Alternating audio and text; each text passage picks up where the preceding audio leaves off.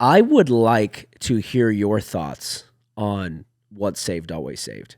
Mainly just because I mean, you had punted it out as a potential like topic idea, and I would really like to hear your thoughts on it. Yeah. And then I think that'd be, I don't know if you're like, hey, I'm going to save that for a different podcast or something. No, I don't care. But I'd love to hear your thoughts on just kind of where you land on the ability to lose your salvation. Well, okay, so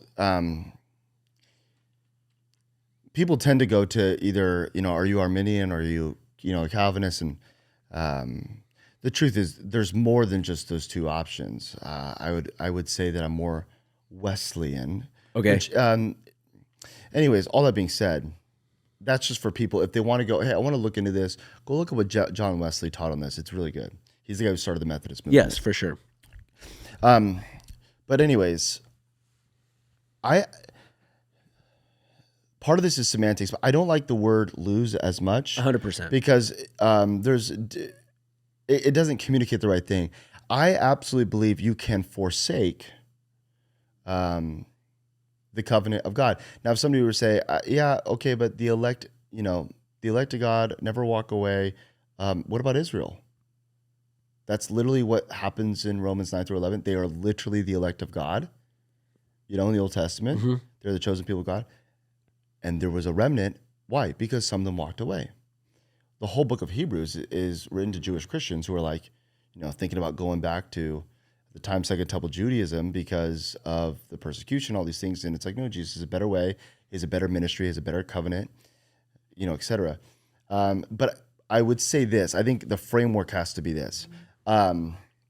There's a book by Matthew E. Bates called Salvation by Allegiance Alone. That's good. Heiser talks about this as well, and a few others. But if you look through the Old Testament, the Hebrew idea of faith, we talk about it as a trust or a confidence, and there's an element to that is absolutely true. I'm not trying to go, hey, well, you've heard about faith? All of it, throw it out the window. It's like, no, there's some truth there for sure. But if you look at what God is requiring of the people of Israel in the Old Testament, he's not telling them simply trust me or trust my power. He wants what Heiser calls believing loyalty. And so Bates says it like this: God's after your allegiance. Now, here's what's interesting. Jesus says, I could be wrong, so don't fact check me, but I believe it's 7 times where Jesus says, you will not enter the kingdom of heaven unless you do blank. And all 7 of them are different. Unless you forsake your, mother and father. And right. But all 7 of them are different. The point that Scott McKnight makes there is this, and I think it's interesting. He says this: the point is not that Jesus is giving this exhaustive list of here's how to, if you do all these things, it's here's how you enter into the kingdom. His point is this: regardless of whatever the situation is, it takes radical loyalty unto Jesus first. So Jesus is going, you want to enter the kingdom? Do this. And then in another situation, it's do this. And before someone comes at me and goes, it's works-based, please. It's like Jesus said these things, okay? Yeah. What Jesus is getting after is radical loyalty. So the difference there is I never vowed on my wedding day to be perfect to my wife, but I did vow to be faithful to her. So God is not just after our faith in kind of the American sense, just that. He's also after our faithfulness. That's good. Yeah, I like that. So why was David forgiven even after he committed horrible things that most people got killed for? Well, he repented, so God showed him mercy, but also he never switched teams on who he worshiped. It's true. And so, listen, I have been an imperfect man. I would make, in so many ways, but by the grace of God, he's always been the person I've given my allegiance to. Yeah, no, I think that's really good. I one of the things, like when you asked that question, I began to ask myself, okay, there's a lot of ways you can attack it. Where do I stand? And even in my own study, preparing, for the thought that you and I might talk about it. I by no means think that you can sin your way out of your salvation, right? I don't think it's oh crap, I did that again, so now I'm not saved. I don't believe that. I think there is a difference between being an addict and being an apostate. You know what I mean? I think apostasy, Sure. yeah, like you're not saved anymore. Because I don't think that the second, like, we have free will up until we give our faith declaration, raise our hand in a church service, and then all of a sudden you have no free will anymore. Like, I still think you have free will after that moment. So if you literally make a like an anti-faith declaration of, I no longer believe this stuff. Like, I don't, like, if you were to say, if someone else was to say, I don't believe Jesus is the way, the truth, and the life, you know, then, like, okay, well, then you're not a Christian. You know what I'm saying? Even though you may have said that in a previous season, but I personally don't think it's like, well, you just screwed up too many times. You got saved at that church camp, like genuinely saved, but then you slept with your girlfriend again. So now you've lost your salvation.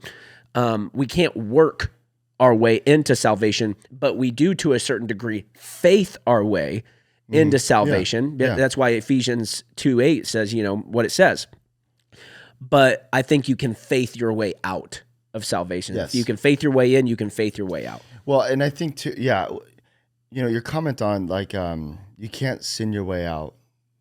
I think that's true, but, you know, there's that verse that has haunted me in 1 John. I think it's 1 John, where it says some sin leads unto death. Right. And so, you know, I don't, the problem with sin is that it doesn't necessarily change how God loves you, but it will change how you love him. Yeah, for sure. You know, because it's like, how can I faithfully love my wife if, let's not use me as an example because it sounds weird to use me. How can somebody love their spouse if they are unfaithful to their spouse? Right. Over time, it changes the heart and it will lead to death. And so I agree with you. I don't think it's the sin, but, you know, have you ever been in a pool and, like, floating back, and, like, you got your sunglasses on and you're not fully asleep, but, like, you're partially asleep. Like, you're just kind of like, and you wake up, you know, like, you open your eyes 2 minutes later and you're on the other side of the pool and you didn't even realize you were moving. It's like when you're drifting that slowly, it's almost like you don't realize that you're even moving. And that's the danger. I think that's that sin that leads to death. And then one day you wake up and you're like, well, how did I get here? I've never met, I think you would agree, I've never met anybody who loves Jesus, plugged into a church, you know, they've been baptized, they have a testimony, you know, they all these things. And then the next day they're like, yeah, I don't really believe in God anymore. And my life's a wreck. I've never met somebody make that 24-hour turnaround. No, me either. Right? It's usually these slow little things. Yeah. Yes. And then just something happens and everything gets flipped up. Yeah. But there was something that led there. Yeah, 100%. So yeah, I agree with you. I don't think, yes, God is merciful and long suffering. Yeah, like I'm saying in saying the sin thing is I am saying that if, again, David, of, like, he never switched teams. He may have done, like, if you have a repentant heart, and you're saying, like, God, I don't want to be doing these things. That's why I'm saying there's a difference between being an addict and being an apostate, right? Like, hey, I'm addicted, but I love God.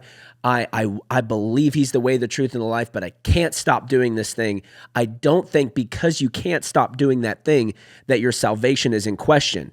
I do think that because you can't stop doing that thing, your effectiveness for the kingdom of God is in question. Like, your understanding of Jesus and the gospel is in question. Your maturity is in question. Because all of those things. Affects you. Because sin affects you. But I don't think it necessarily means that you've lost your salvation. I think the only way one can, again, I don't like the word lose either, because it's like, oh, I misplaced it. Like, it's maybe, like, you don't forfeit or walk away from. The only way you can give up salvation or, like, like say, walk, I don't want it. Yeah. And the thing with this question is, the only people who, like, people ask me, do you think you can lose your salvation? I would say this: I don't think about it. Do I think I can? I don't even think about it, because it's of no interest to me. I don't desire to lose my salvation. So therefore, like, no, it's not a concern of mine. The only reason it would be a concern is if you are interested in walking away from Christ, which at that point, like, apostasy, or you are just under a severe amount of condemnation and you need ministry. And so if you think that the only way you can have security is once you're in heaven, I think like your understanding of this whole thing is off already, because heaven in and of itself is not safe. Like, think about it. Jesus says, I saw Satan fall like lightning. Where did he fall from? Heaven. He fell in heaven. And now I'm not acting like one day you and I could possibly be kicked out of heaven.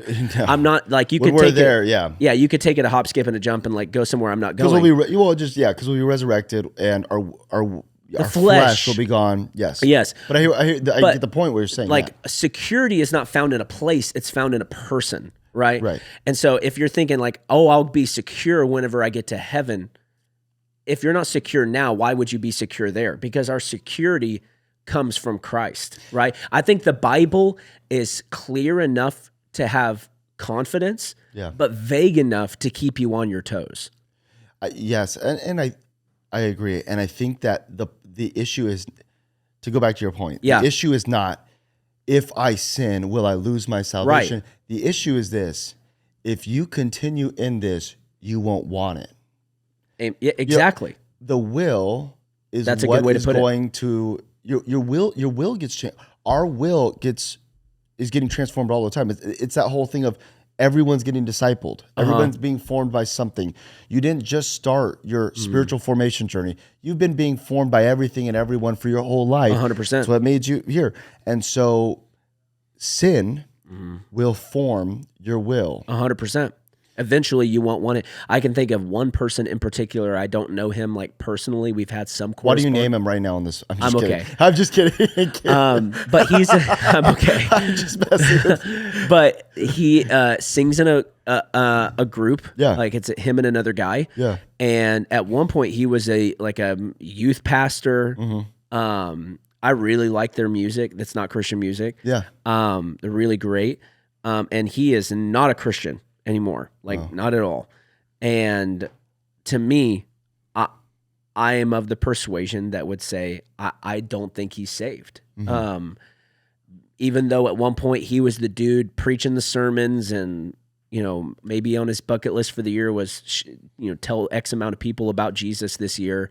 I don't necessarily think at the moment he is, because he's an apostate, right?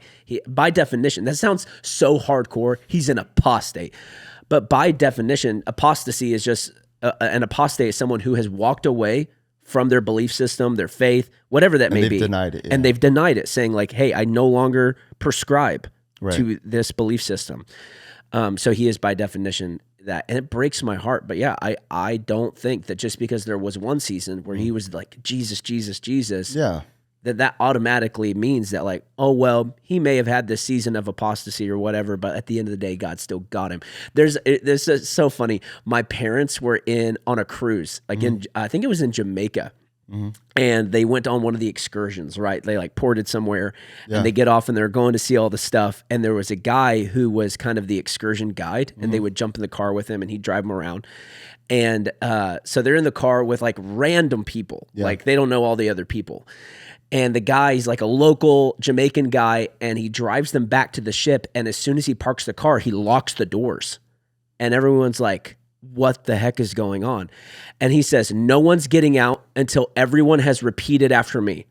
And they're like, what the heck? And he says, and people are like, I believe Jesus Christ is Lord.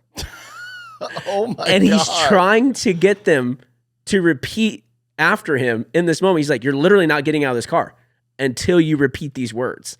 It was like my dad sitting there like, oh my gosh, like I love the zeal. Like I love that this guy is like going for it, but this isn't how it works. Like, well, we need to talk about your methods. Yeah, we need to talk about the methods, like, or your even understanding of like, just because somebody said like the phrase, like I believe that, I can't remember what it's called, but the Muslim faith has this like phrase that if you say these things, you are a Muslim. You don't have to live like a Muslim after that. But if you say that phrase or that, creed or whatever it is, you are a Muslim. Right. ours doesn't work like that. Right. Like it's not just repeat the prayer, raise of the hand, say the magic words, Right. and then you're forever like you're good. Yeah. It needs to be that allegiance. It needs to be Yeah. that like, no, for real, Jesus is Lord. He Yeah. is his sacrifice covers all of my sin, Yeah. past, present, future. So Yeah. anyway, Absolutely. that story's just so funny. That's me. hilarious. It's so that would have funny. freaked me out when people Yeah. start locking the door. Repeat after me. I'm like, bro, I'm gonna repeat whatever you say Yeah, right now, exactly. dog. Yeah, Exactly. Yeah. It was so fun. And then there was a guy in the car, he and his wife, and like his wife said something. I can't remember what it was. And the guy goes, "We're Catholic, Paula." So all like we always quote that in our family, like, "We're Catholic, Paula." We're Catholic, Keenan. I don't care what anyone says. It was so funny. Like we say that all the time now.